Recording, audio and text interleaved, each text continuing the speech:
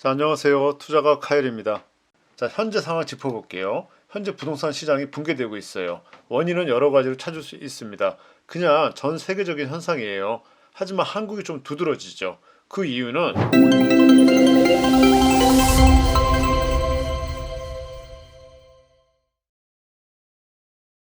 뭐 여러 가지 얘기할 수 있지만 문재인 시대 때 강압적인 규제 정책의 역효과 때문이기도 해요. 금리가 올라서 그렇기도 하고요. 그냥 군중 심리가 꺾여서 그렇기도 합니다. 다 떠나서 그동안 많이 올라서 이제 오른 만큼 좀 많이 떨어지고 있다. 이렇게 볼 수도 있겠어요. 그러니까 계속적인 상승장은 없어요. 지금 하락장이고 2030 세대가 간절히 원하던 위기, 그 위기 시기입니다. 위기에 기회가 있는 거잖아요. 예전을 되짚어 보면은 IMF 때, 그리고 9.11 사태 때, 또 서브프라임 모기지 때 이런 사태, 위기에는 경제가 무너지고 현금이 힘을 발하고 기회가 생깁니다.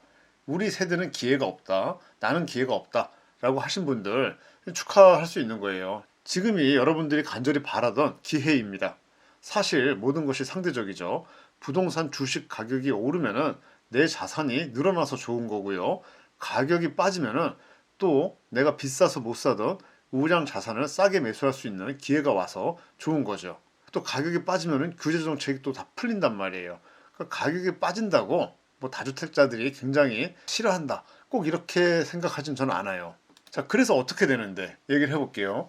자, 가격은 부동산 가격 이제 많이 떨어졌어요. 앞으로는 어떻게 될까요? 덜 떨어진데 그동안 시세가 덜 떨어진 데는 계속 더 떨어질 것 같아요. 그리고 벌써 많이 떨어진 데는 이제 덜 하락하고 강보합이 유지될 것 같습니다. 약간의 상승이 있을 수도 있어요. 하지만 약간의 상승이 있다고 해도 그 상승이 큰 상승장에 파도가 생기기에는 아직 시간이 더 필요한 것 같고요. 지난 큰 상승장을 거쳐서 최근에 많이 떨어지고 있고 이제 보합기인 거죠. 자, 언제까지 부동산 시세가 떨어지고 하락기 보합기가 계속될까요? 규제를 좀 보면 돼요. 규제가 아직도 많아요. 규제가 계속 풀리고 있지만 아직도 제가 보기에는 많습니다. 규제가 다 풀릴 때까지는 하락기, 보합기가 지속될 것입니다.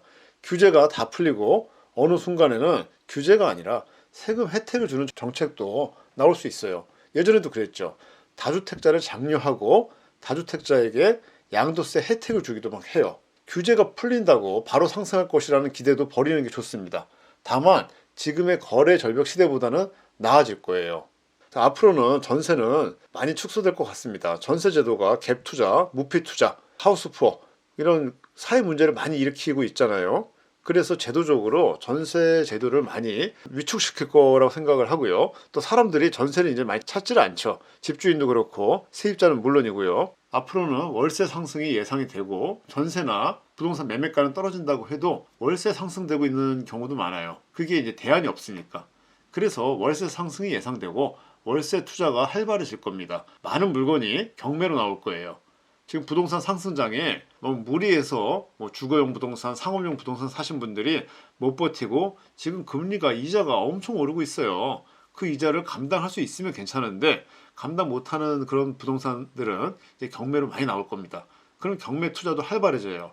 상업용 부동산 사면서 풀 대출 받고 싶어서 공동담보로 내가 살고 있는 집, 내가 가지고 있는 주거용 부동산 이렇게 주거용 부동산을 공동담보로 묶어서 대출받는 게 최근에 유행했었거든요. 그 말은 상업용 부동산이 이제 경매로 나오면은 주거용 부동산도 경매로 같이 막 따라 나올 수도 있다라는 걸 의미를 해요. 최근에 경매 투자가 인기가 별로 없었어요. 왜냐면 아무거나 막 사도 다 올랐단 말이에요. 그러니까 경매로 살 이유가 없었죠. 하지만 이제는 좋은 물건이 경매로 막 나오기 시작할 겁니다. 자, 언제 오를까요? 다시 한번 생각을 해보죠. 규제가 다 풀리고 심지어 부동산 부양 정책도 나오고 다주택자를 위한 혜택도 나오고 그 다음입니다. 그리고 사람들이 부동산에 대해서 더 이상 관심이 떨어질 때 아무도 부동산으로 뭘 돈을 벌어. 부동산으로 돈 버는 시기 끝났어.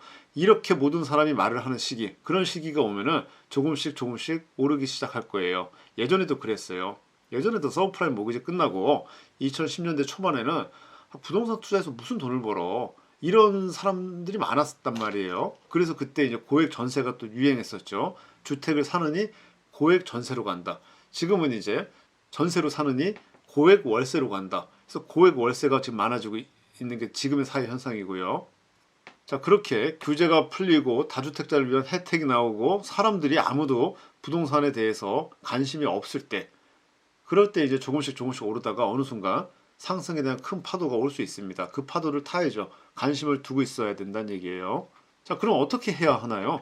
그냥 투자 안 하는 것도 좋습니다. 꼭 투자를 해야 한다는 강박관념을 버리는 것도 괜찮아요. 그냥 본업에 충실하면서 부동산 경기가 좋을 때 한 번씩 이렇게 투자하면서 사는 것도 마음 편한 삶이고, 그렇게 살아도 충분히 돈을 잘 벌면서 살 수 있는 것 같아요.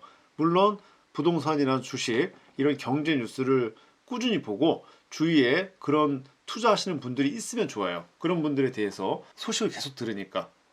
혹은 무주택자 그리고 1주택자 그런 분들은 이번 기회에 좋은 주택을 매수하는 것도 좋은 선택입니다.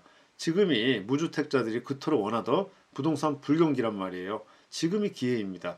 여력이 되면은 내 능력 안에서 가능하면 좋은 물건을 지르기 좋은 타이밍이에요. 다주택자들의 경우는 어떨까요? 다주택자들은 주택수 늘리는 게 굉장히 부담스럽죠, 지금. 정말 좋은 물건이 있다 그래도 갭 투자하기는 조금 부담스러울 수도 있어요. 갭 투자하지 말라는 게 아니고요. 지금과 같은 때는 그냥 월세 투자가 좀 더 안전해 보이고요. 어느 정도 투자금이 모이면은 내 돈이 어느 정도 들어가고 대출을 일으켜서, 지금은 이제 다주택자도 또 대출이 되잖아요. 월세가 대출 이자보다 많게 세팅하면 됩니다.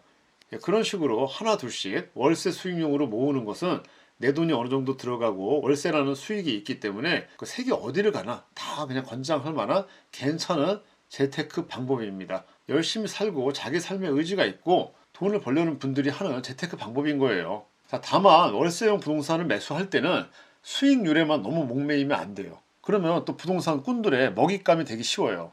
월세가 좋은 지방의 빌라, 오피스텔, 상가, 이런 거 하지 마세요. 당장은 좋아 보여도 나중에 월세받기 힘들어질 수 있고 출구 전략이 굉장히 힘들어집니다. 매도가 쉽지 않아요. 잘 모르면은 가급적이면은 그냥 월세 받는 것도 주거용 부동산으로 하세요. 근로소득이 있고 뭐 세금이 걱정된다, 뭐 종소세 걱정되고 뭐 종부세 걱정된다고요.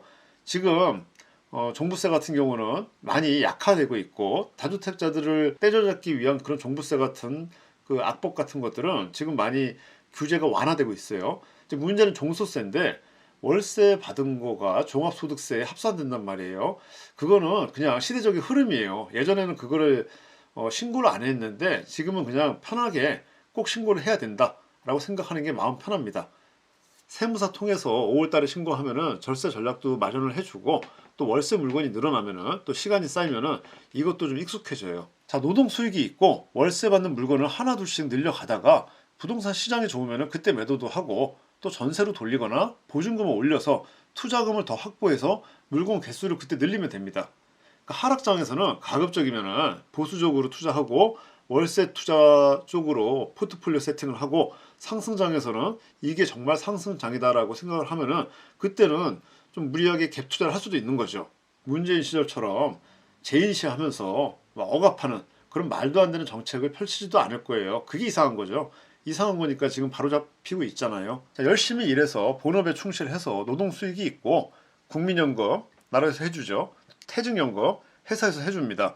또 내가 해야 될 거는 세금 공제용 연금, 뭐 IRP 이런 게 있단 말이에요.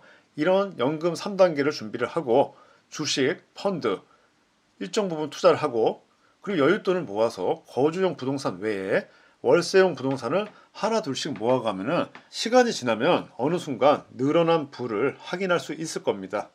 자, 오랜만에 영상을 만들어 보네요. 감사합니다.